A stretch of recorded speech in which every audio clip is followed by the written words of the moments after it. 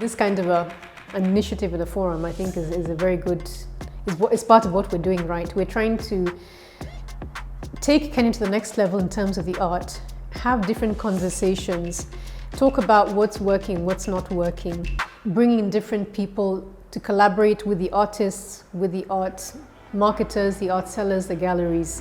We're also expanding our sense of what it means to be an artist.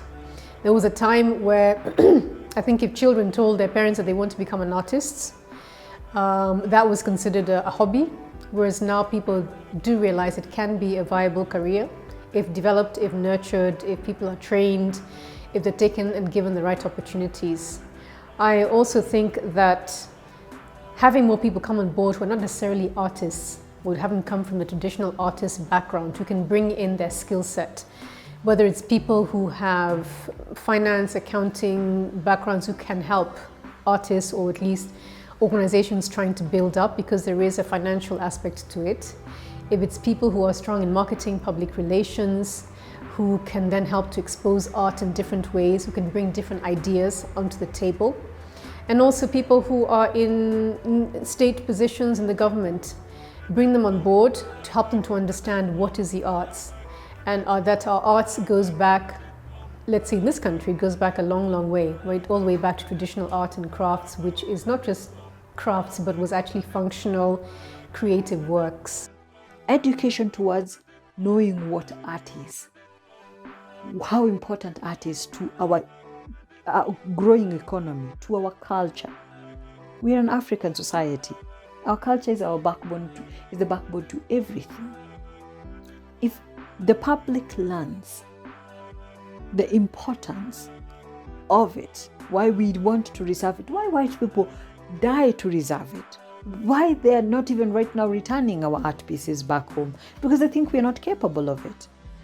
Let us educate our masses so that we can actually know the value and what it is, what it means for them taking away such priceless, merchandise from us. These artifacts are ours. They stand for who we are. They stand for our history. They tell a story about us. If the public understands this, imagine then people will value it. People will respect it. Mostly people will respect it. It has to start with respect. If they acknowledge it and respect it, everything else will be built on it. To be able to market yourself, first of all, you need to figure out. We live in a technology based, like Kenya is looked at as one of the countries that is so ahead in technology. You take advantage of such things. Begin to do your social media, visiting, posting, and all these things, visiting these galleries, having these conversations over and over and over again until we realize there is something happening. So it's a process. It's not a one-off. Yeah. I know there are a couple of artists who are not very comfortable being seen when it comes to content creation. So you say, I just want my art to be seen, but I don't want to be known. So what I would encourage, if I was working with an artist like that, is to create content that basically highlights the work and maybe tries to show the process without them physically being seen. So there are different ways you can hide your features. So maybe wearing a hat, or maybe showing different stages of your painting, right? So you don't have to be present. The reason why I think it's important to share content when it comes to the process is because people are very interested in knowing, how did you come up with what you're doing, right? And so when it comes to content, that's one thing I'd encourage, having content that shows the process, not just the final piece. If you're comfortable being seen, which I would love, I would really encourage for you to share as a visual artist, how did you become a visual artist? What inspires you? Is it nature? Is it music? Because a lot of people connect to people. We buy things from people we like. We follow people that we like. And so as a visual artist, I would really encourage them to be open to the opportunity of sharing their process themselves with their audience. And then I guess after we've created content on both the piece as well as your process, I would then encourage them to interact with their audience. So a lot of times we put things out there and then we run away. But people want to connect. They want to know, who is this person? Who is this artist? Now, if you're not comfortable doing it yourself, I would definitely encourage getting someone to assist you. And you could maybe write like an FAQ, or frequently asked questions, like, this is who I am, this is what inspires me, this is when my next exhibition is. So they're able to interact with your audience and they can feel some sort of connection with them. social media doesn't have to be a chore. It's really important the approach you take. I know that there have been lots of different strategies and advice given of this is the way to be successful online. The first thing I would say is find a way for you to be able to connect with using social media as a tool to express yourself, right? To express your art. If you look at social media as something that you enjoy and something where you can explore creatively, you'll enjoy it more than if you're looking at it as something I must do. So that's something that's really important. And then I guess the next thing I would say in terms of not making social media a chore is how often you post. A lot of times the posting frequency is way too much, right? You are trying to achieve something that doesn't work for your schedule. So I would say, what is an achievable schedule for you? So after you've done all your painting and other things that you're doing in terms of your craft, maybe all you can do is post once a week or once every 2 weeks. Start with that and then build your consistency from there, rather than saying I'm going to post every day and then you really don't like being online. So I say pick a posting frequency that's sustainable for at least 6 months and then, grow from that point. And then I guess the last thing is to find a platform that you enjoy being present. As much as I've said Instagram, LinkedIn, and TikTok are working, maybe you decide that YouTube is where you want to be and express yourself and build your audience, then use that. Because if you're on a platform that you really don't enjoy and you don't want to explore, it's going to be really difficult for you to change your mindset immediately. So I'd say find a platform that you enjoy expressing yourself with in terms of digital marketing or social media, and then you can branch out from there. For an upcoming artist, you need to just go with your pace. And just be patient and be proactive. So art doesn't sell itself, unfortunately. I mean, if art is visible, it will sell itself. Then maybe the thing is, how can you be visible? So have your portfolio accessible.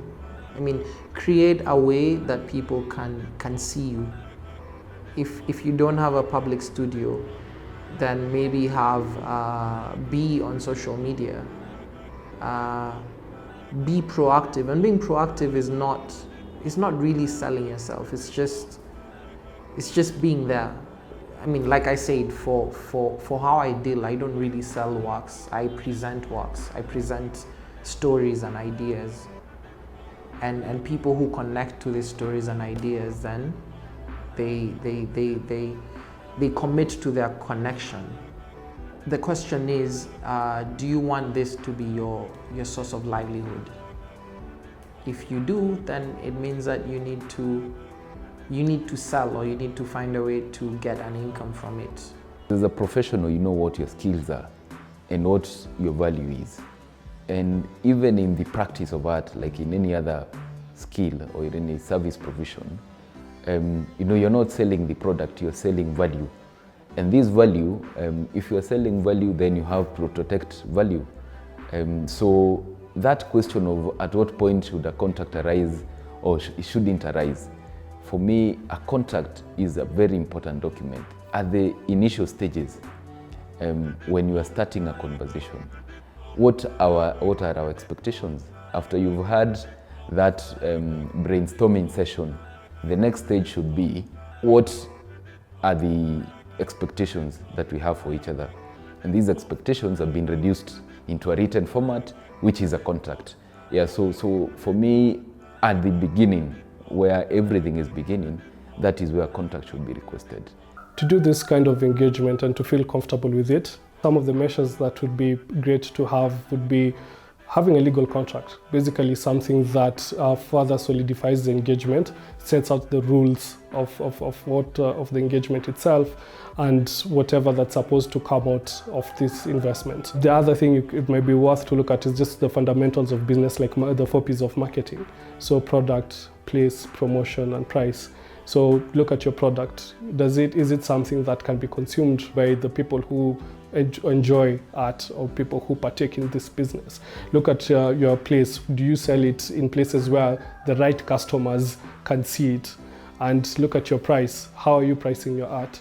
Are you making it more of an exclusive product, or are you trying to put a product that you think is fair to the market? Then look at promotion. How are you marketing your art? who is marketing it for you. So these are some of the basics or business fundamentals that an artist can use to just further scale his business. Art as a business it's interesting because every time there are times the market is low and there are times the market is good. So you have to balance everything. Yeah. Financial literacy is having the right knowledge and possession of the skills of what it takes to manage financial resources. For artists to have and possess these skills will be quite critical because it will influence how they scale their businesses, and to ensure that they make the right calls, the right decisions at the right time to make this work for them and to provide financial independence. What's the hardest thing? I think not being appreciated. I think that sucks big time. I mean, it's in, I would say Nairobi, it's still it's still a very new idea to people, so I think that could be the reason.